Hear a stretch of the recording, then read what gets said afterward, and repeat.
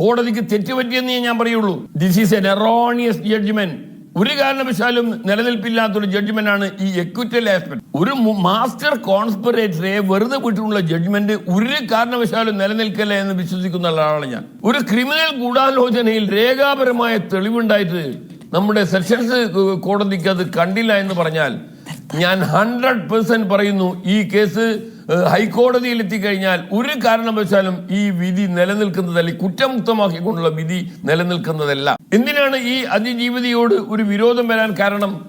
ആദ്യത്തെ ഭാര്യ നിലനിൽക്കുമ്പോൾ രണ്ടാമത്തെ കാമുകിയോടുണ്ടായ പ്രേമം ഈ സ്ത്രീയാണ് പ്രചരിപ്പിച്ചത് എന്നുള്ള ഒരു വൈരാഗ്യത്തിൽ നിന്ന് ഡെവലപ്പ് ചെയ്ത അനിമോസിറ്റി. ഇനി ഇങ്ങനെ ഒരു കള്ളക്കേസ് ഉണ്ടാക്കാൻ പോലീസ് എന്ന് പറയുന്ന ഡിഫൻസ് കോടതിയിൽ പോലും സാധാരണ പറയുന്ന ഒരു വെർഷൻ അല്ലാതെ ഇന്ന് വരെ പറഞ്ഞിട്ടില്ല.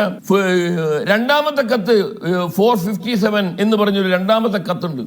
അതും ഈ ഒന്നാം പ്രതി എഴുതിയ കത്താണ്. ആ കത്തിൽ പറയുന്നത് എന്താണ്?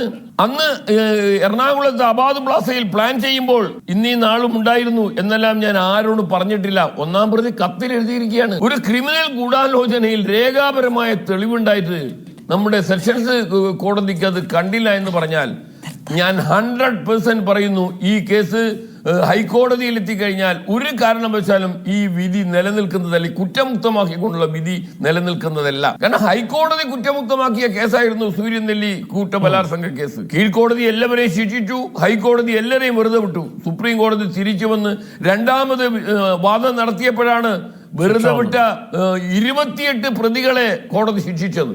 അതുകൊണ്ട് തെളിവുകളുടെ അടിസ്ഥാനത്തിൽ ഒരു കാരണവശാലും ഈ മാസ്റ്റർ കോൺസ്പിറേറ്ററെ കുറ്റമുക്തമാക്കാൻ കഴിയാത്ത ഒരു തെളിവുള്ള കേസാണിത്. ഈ രണ്ട് പ്രോസിക്യൂട്ടർ നിരത്തിയിരിക്കുന്ന ഇപ്പോൾ കോടതി സ്വീകരിച്ചിരിക്കുന്ന തെളിവുകളാണ് ഞാൻ പറഞ്ഞത്. P-122 എന്ന് പറഞ്ഞ ലെറ്റർ പ്രോസിക്യൂഷൻ റിലേ ചെയ്തതാണ്. ഈ P-457 എന്ന് പറയുന്ന രണ്ടാമത്തെ കത്ത് അത് പ്രോസിക്യൂഷൻ റിലേ ചെയ്തതാണ്. അപ്പൊ തെളിവുകളുടെ അഭാവമല്ല, ഉറങ്ങുന്നവരെ നമുക്ക് ഉണർത്താം, ഉറക്ക് നടിക്കുന്നവരെ എങ്ങനെ ഉണർത്താൻ പറ്റും? പ്രോസിക്യൂഷൻ പരമാവധി ഈ കേസിൽ വിജയിപ്പിക്കാൻ ശ്രമിച്ചിട്ടുണ്ട്.